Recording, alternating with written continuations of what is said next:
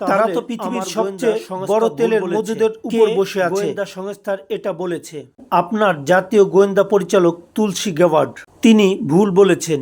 Mister president, ইরানের পররাষ্ট্রমন্ত্রী আজ বিকেলে বলেছেন যদি যুক্তরাষ্ট্র সত্যি আলোচনায় আগ্রহী হয় তাহলে আপনাকে ইসরায়েলকে কল করে তাদের বিমান হামলা বন্ধ করতে বলার অনুরোধ জানাতে হবে। আপনি কি এই অনুরোধ করবেন?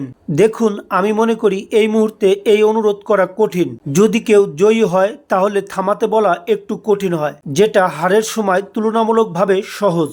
তবে আমরা প্রস্তুত, ইচ্ছুক এবং সক্ষম। আমরা ইরানের সঙ্গে কথা বলছি, দেখা যাক কি হয়। ইরান সম্পর্কে আপনি যে সিদ্ধান্ত নেবেন, যেমন সামরিক হামলা করা, এটা কি আপনার প্রেসিডেন্ট হিসাবে নেওয়া সবচেয়ে বড় সিদ্ধান্ত হবে? আমি সেটা এখন বলতে পারছি না, দেখতে হবে কি ঘটে। আমি এটা এখন বলতে পারি না, এটা নির্ভর করছে কি ধরনের সিদ্ধান্ত হবে তার উপর। আমি হয়তো 1 বছর, 5 বছর বা 10 বছর পরে আপনাকে বলতে পারবো। আপনি কেন সিদ্ধান্ত সম্পর্কে আগে থেকেই বলতে পারেন না? আসলেই কখনোই না।